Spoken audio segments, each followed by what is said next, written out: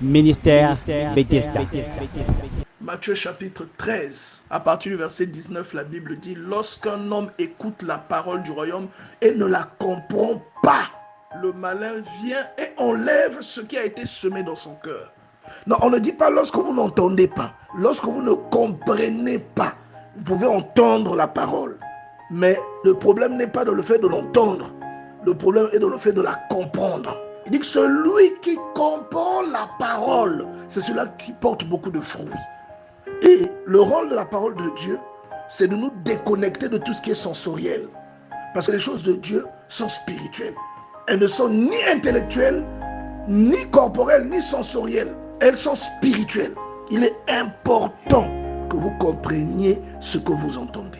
Nous prêchons Christ crucifié. Scandale pour les Juifs et folie pour les païens. 1 Corinthiens chapitre 1 verset 23. Vous voyez, non? C'est-à-dire ce en quoi nous croyons humainement, c'est irrationnel.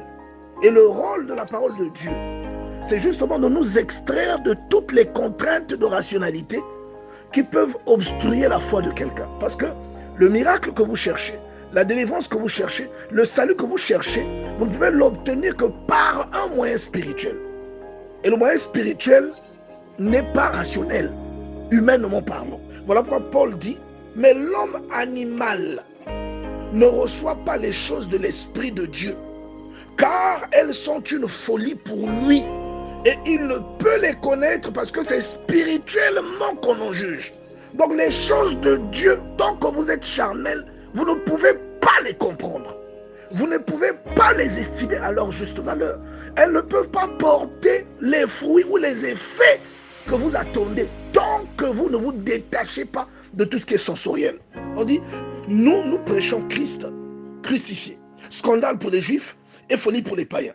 Et voyez, je vous ai même dit tout à l'heure, en fait, je suis en train de vous dire dans le livre de Hébreux, au chapitre 11, verset 3, la Bible dit: c'est par la foi que nous reconnaissons que le monde a été formé par la parole de Dieu, en sorte que ce que l'on voit n'a pas été fait des choses qui sont visibles. Donc ce que vous voyez quand vous vous réveillez le matin, ce n'est pas sorti de quelque chose que vous pouvez voir avec vos yeux physiques, vos yeux charnels.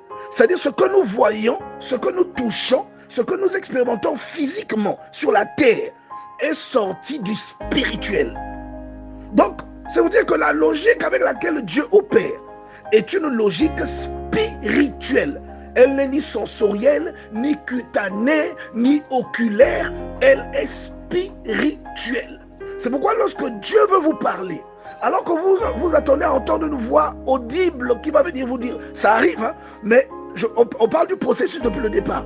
Pendant que vous attendez à ce que Dieu vous envoie un signe palpable, il va vous parler dans un songe. Il va vous parler par une suggestion qui monte dans votre cœur. Il est important que vous compreniez ce que vous entendez. L'expression la foi vient de ce que l'on entend, Romains 10, 17. C'est de là que cette expression prend tout son sens. Du fait que ce que vous avez entendu, vous devez le comprendre. On ne parle pas besoin d'entendre les oreilles. Ça parle de la compréhension profonde et interne.